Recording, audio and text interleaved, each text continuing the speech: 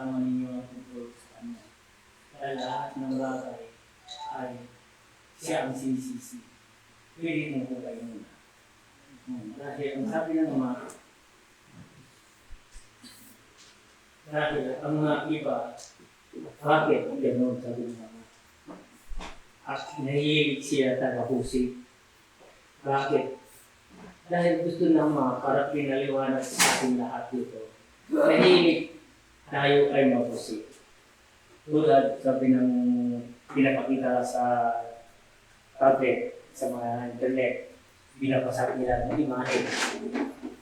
Ang sabi ng mga, bakit nila babasagin? Dahil yan ang kasaysayan at sinilang lang din dito sa lupa. Kung ano man ang nagbasag at sinilang din sa lupa. Yung binasa, sinilang din dito sa lupa. Pares kayo ay sinilang. Tulad ng pagbasag. Yung kalarawan niya, basagin din. Gusto niya rin yun. Pupulitin ba ang kanyang larawan? Gusto niya ba yan? Kung ayaw niya, dahil sabi nila, ang ributo at binasa. Dahil hindi dapat nilang basagin. Iyang wangis lang paalala at nandito sila sa lupa. Dahil nakita ko na basag, binasag ay binasag. Ang tanong mga Mary ay kipag-isip. Yan ang dito, ang pagbalik nila. Makikilala natin ang Diyos. Yung binabasag nila, ang baby Jesus. Tapos, yung Santo Niño, ang galing pinagalingan ng Diyos. Dahil ang Diyos yun, at sinilang dito sa mundo natin. Hindi yung gawa-gawa lang talagang natural at may pamilya din dito sa lupa.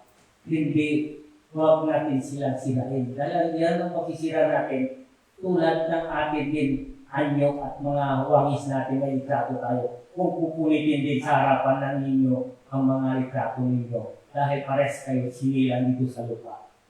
Ito ang pinaliwanag ko lang. Dahil yung panahon ni Moses, ang rebulto, bawal, totoo yun. Dahil walang nag-ibaba sa Jesus. Dahil hindi siya sinilang dito sa mundo. Yung rebulto at gagawain nila Diyos-Diyosan. Dahil mayroon at rebulto ginawang angel ang hawak ng kabanatipan. Ngayon, dumating dito si Jesus sa mundo natin, ibabaw. Sinilang din dito sa mundo natin. Bakit pati ang litrato niya babasahin? Dahil sinilang siya, kapara natin din siya, ay sinilang dito sa lupa. Hindi yan Diyos-Diyosan at paniwalaan natin at tayo ay kailangan. Sino ba ang pangalan at tinatawag natin? Sino bang tagaligtas? Di ba si Jesus? Sino ang tinasabi niyo? Di ba larawan ni Jesus? Sino Jesus ang tinatawag niyo? Ngayon, ano pakita ninyong larawan? Panahon ni Moses ay liwanag. Totoo, liwanag ang Diyos. Gumawa si Jesus at siya, kung sino man ang naniniwala sa Kanya, ay sa Kanya lang. Basta importante, kung malarawan niya, huwag pwede bawal magbasag dahil siya ay sinilang din dito sa lupa. Kapara ninyo, kapara ko rin, may sinilang dito sa lupa, kailangan respect to respect. Sino man ang nagbasag yun, mag-isip ka muna kung gagawin sa iyo. Parehas kayo ay sinilang dito sa mundo.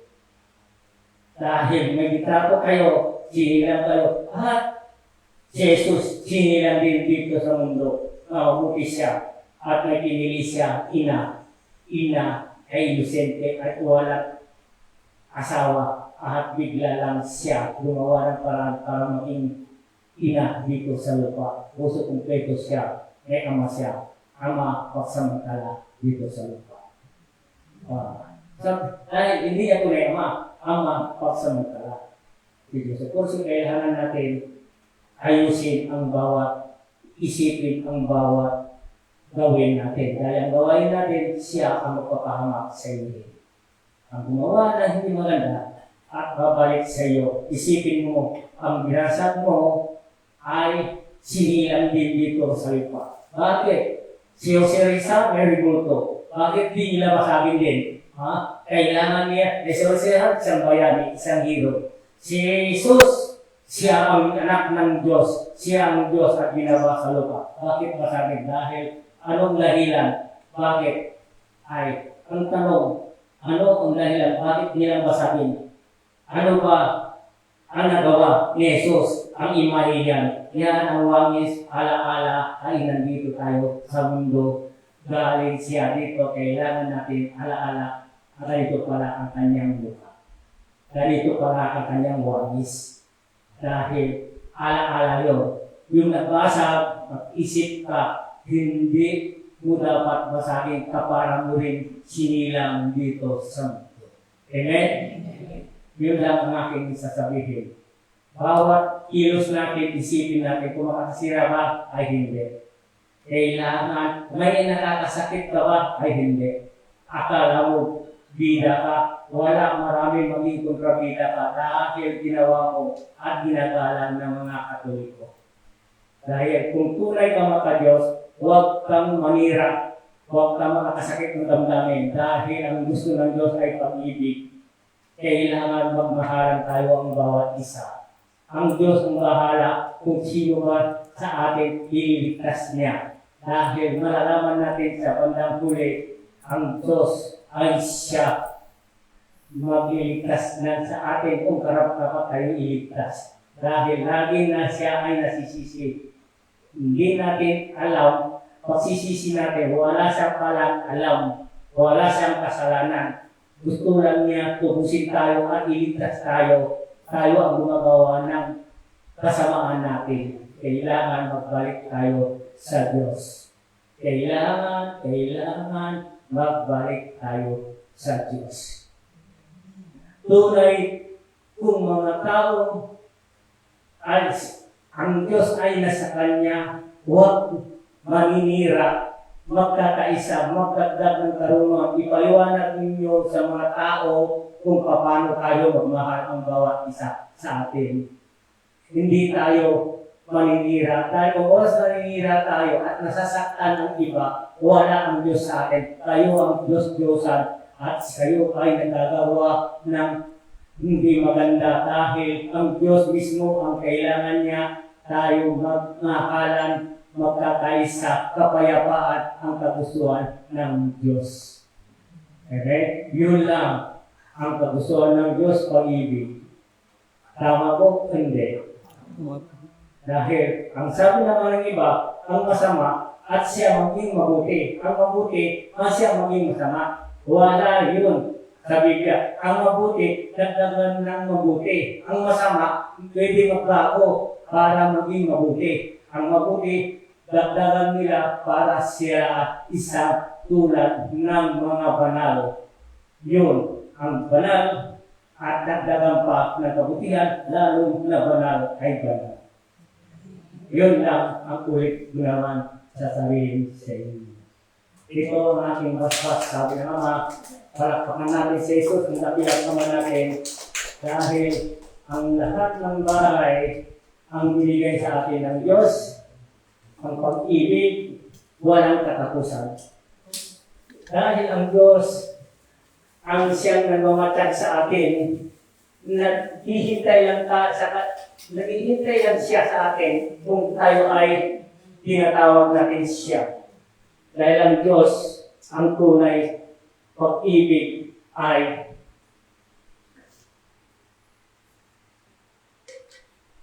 gusto ng Diyos ay magmahalan tayo lahat. Kapayapaan. Wala man pwede pa maghusga sa atin, kahit isa sa atin, kahit sino man tayo, wala pa. Oras na, paglagay ng orasyon, dahil lahat tayo haharap sa Kanya. Dahil siya ang tunay, ang maglilitis sa ating lahat. Ang kaputihan ng Diyos at siya ang gusto niya kapayapaan.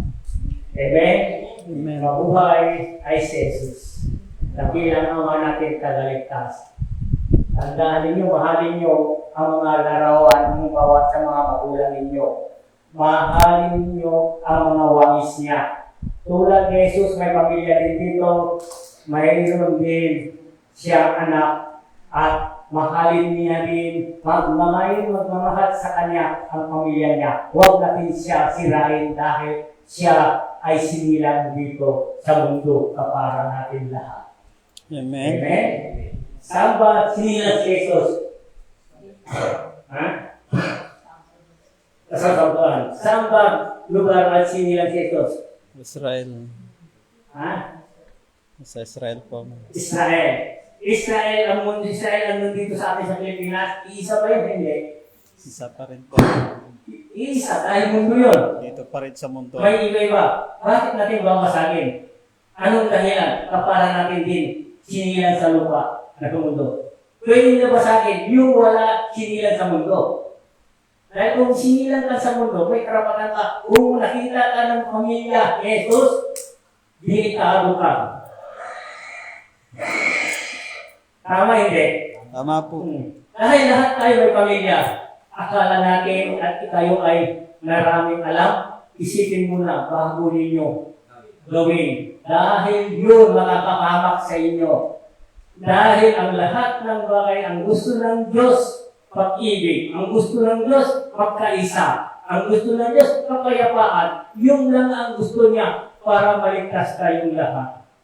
Bakit ano sakit sa iyo? Buntis ka. Ilang taon na? Ilang taon na? Sige. Pinag-hospital na yan. Nag-check up na. Ano sabi? Ha? Okay lang. Ano sa'yo? Sakit. Ha?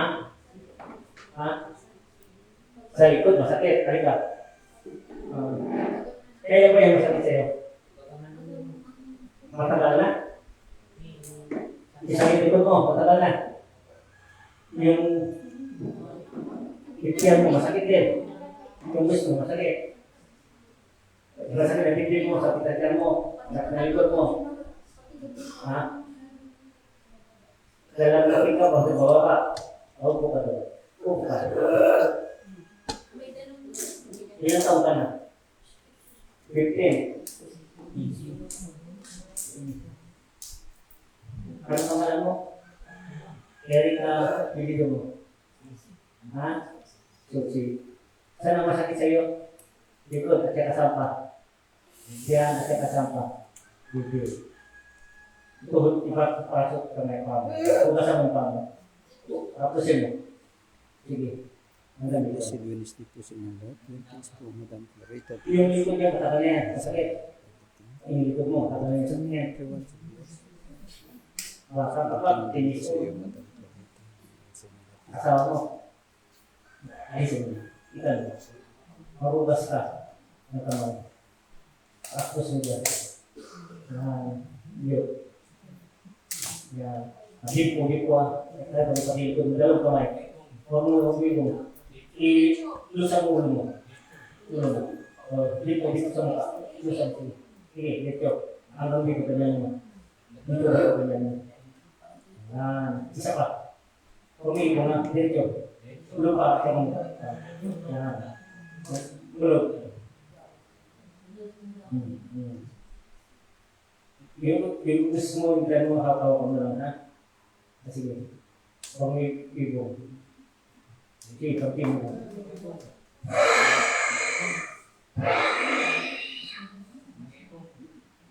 Kaya ba? Yun pa.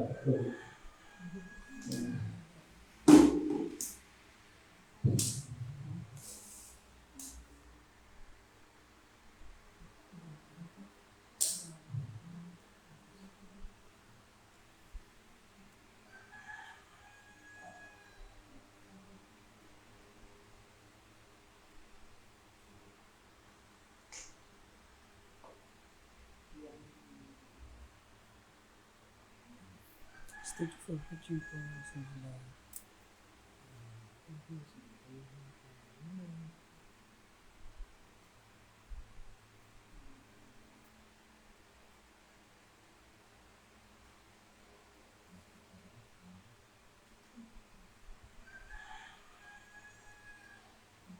shoutout po sa tubig na nice natin na rin. Ito po, gamutan po tayo. Ito po yung mga gamot mga pang-aralan sa Diyos.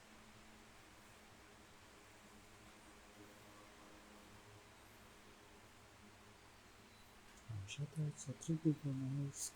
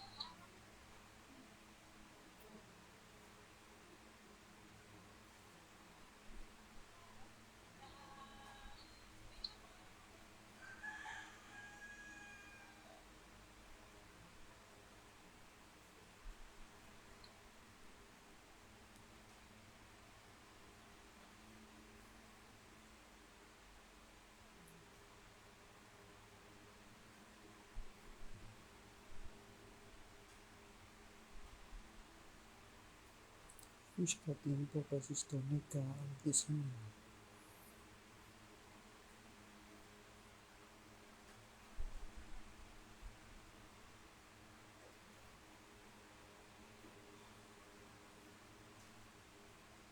Ano pa naman? Hindi ba?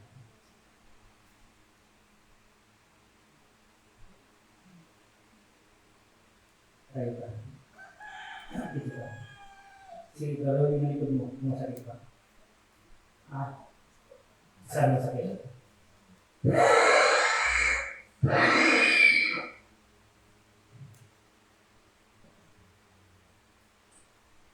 Magulaw mo ulit. Wala na. Kumusta yung Diyos mo? Okay na. Wala na masakit. Kasar na ka. Wala na. Gulay lang kayo ha. Batang-bata pa kayo. 50 years old. 20. Talaga mo yung anak mo ha. Ako pa na. Okay na. Okay na. Sige. Talaga mo, misis mo ha. Magsayaw mo ha. Okay na. Sige. Pagmahalan kayo ha.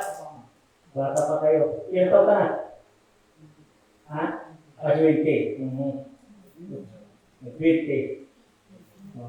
Okay na tayo.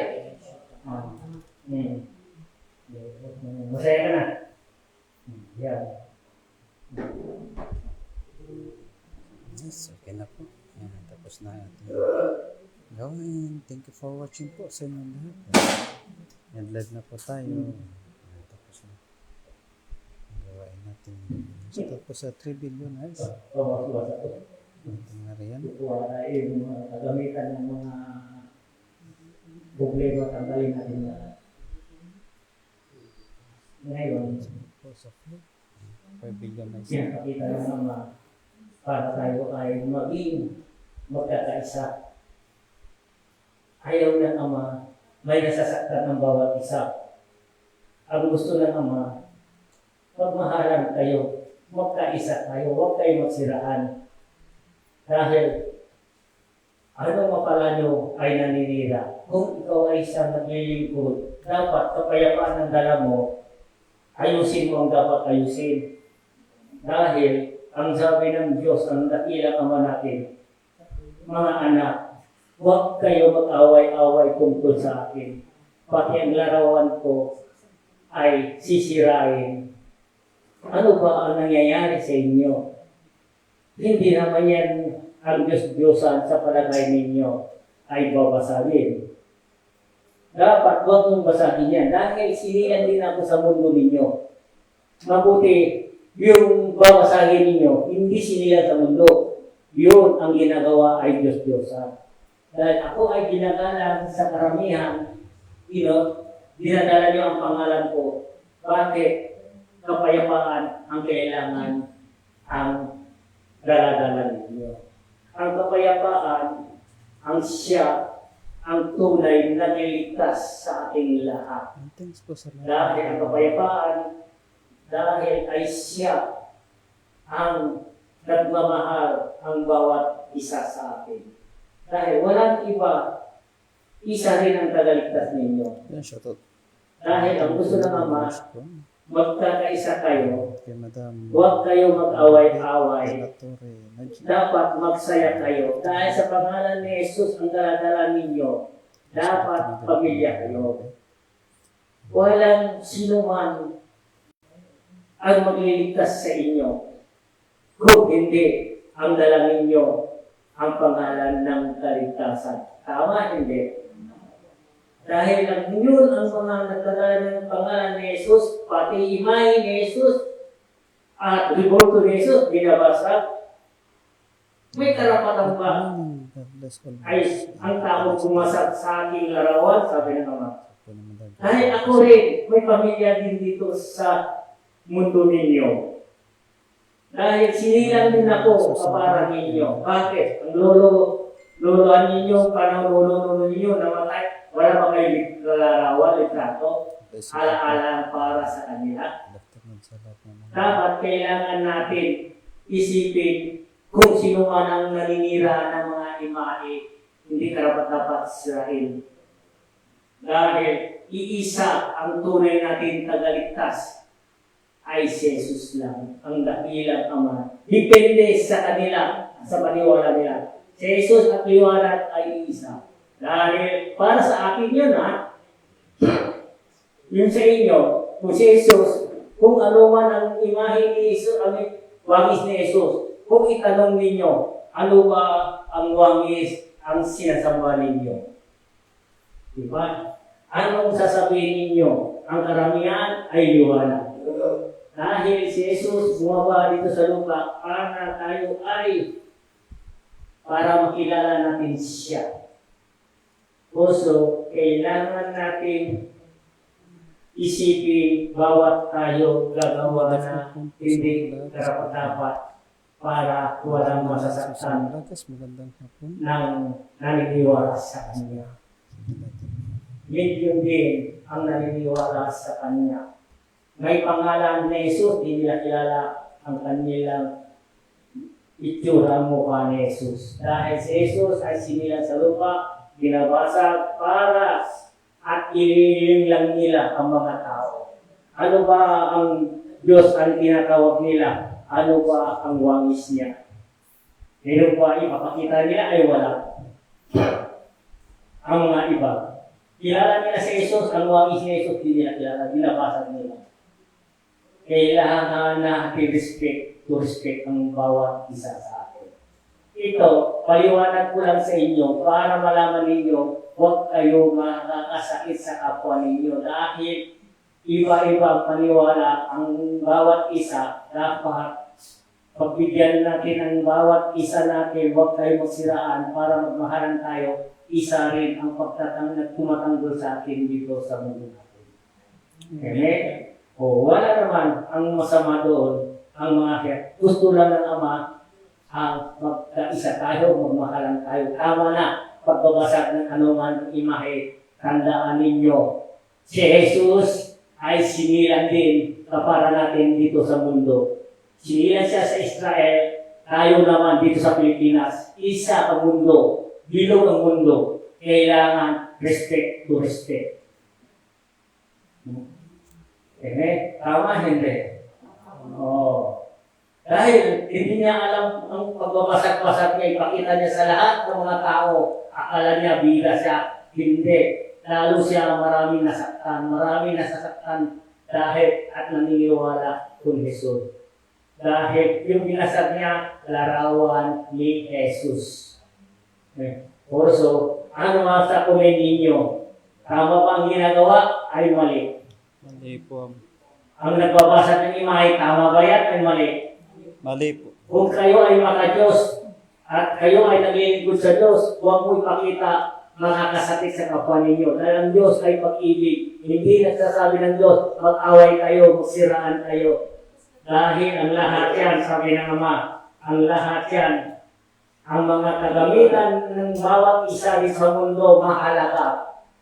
Dahil tayo ang mga reporto, ang naman ang bagay, ang nandito tayo sa lupa, para sa lupa. Ang dala-dala natin ang kapugian patungo sa tahanan ng Diyos. Dahil ang Diyos at ang katunay ng kanyang tahanan ay nasa langit. Amen? Dahil ang sabi ng Diyos, bababa ako ay kukunin ko kayo, yung karapat-dapat ang naniniwala kayo sa akin. Amen?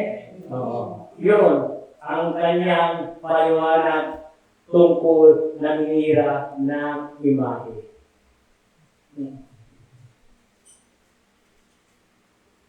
Yun. Ano sa palagay nyo? Masaya ba kayo sisirain ng imahe ninyo? Hindi. Hindi po. Di ba kung nakita niyo sa internet, nagbabasag sila, akala niya bida sila, wala. Marami siya naging walang naniniwala ang talagang maka-Diyos. Ang tunay maka-Diyos, kilalanin natin ang Diyos. Kung sino man ang pangalan, anong dala-dala, dapat kung ano man ang binabasag niya tanungin, siya ba ay hinilan sa mundo ay hindi. Dahil kung sinilang siya, respetuhin na lang sila. Alang-alang sa kanila, sa kanya, dahil may pamilya din yan, ang taong binasag mo, kapara mo rin yan. Punta tayo sa Israel, doon sa parte ng pamilya niya, doon kayo magwasag. Anong gagawin sa inyo? Ha? Doon sa Israel, doon si pamilya ni Jesus, basagin niyo doon sa harapan nila. Anong gagawin sa inyo? Dahil, ito, gusto ko lang pinapaliwanag sa inyo para wala masaktan sa inyo. Habang may panahon pa tayo, magbago na tayo. Balik loob tayo. Kung sino ang sinasamba natin, doon tayo. Dahil siya din ang mamiligtas sa atin. Amen. Yun siya, pangalang Nesong, dakilang ama natin. Ito yung mensahe para sa lahat. Kailangan magbago na tayo, magkaisa na tayo. Dahil sinabi ni Jesus, wala akong kasalanan. Kahit puot, galit, binigay ko sa inyo, wala. Kahit hirap, wala. Huwag na akong sisihin, huwag mong sabihin, ako ay tinarugasan ng Diyos. Wala pa nagparusa ng Diyos. Hakarap kayo sa Kanya para makita, sasabihin sa iyo, paano mo malaman pinahirapan kita? Bakit? Nasaan ang aking tahanan? Nasaan ang tahanan ng Diyos? Sa puso. Saan ang tunay na tahanan? Sa langit. Sa langit. Bumaba at tahanan sa puso. Bakit mo sasabihin magkarusa ako? Dahil hindi ko awak ang mundo ninyo. Kayo ang mahawak sa mundo ninyo. Dahil ang mundo ninyo ay kayo ay laya at freedom. Gawin nyo ang dapat nyo gawin. Magpasipag kayo. Matyaga kayo. Ang grasyas at kayamanan at darating sa inyo. Kung may tamad-tamad kayo, paano na darating ang grasyas sa inyo? Dahil matulog kayo. Ang sabi ng Diyos, ang kapayapaan, ang kasayahan at kaginawahan, ikaw. Binigyan kita ng katawan, pagsamantala hirap ko sa iyo. Pakilusin mo yan dahil yan ang kayamanan mo. Habang may katawan tayo, ito ang kayaman natin lahat. Ang isip at espiritu natin, awak natin, ang katawan binigay sa atin, at ang hininga, tayo ay maghanap ng paano tayo umunlad. Bibigyan tayo ng pamilya, ng anak, gabay lang yan. Pagsamantala lang tayo dito sa mundo. Habang nandito tayo, magmahalan tayo. Habang nandito tayo, gawain natin ang mapagpihan dahil pagsamantala lang tayo dito sa lupa. Walang kayamanan madadala sa langit. Bubat ka bumaba dito, bubat ka pa rin aakyat doon.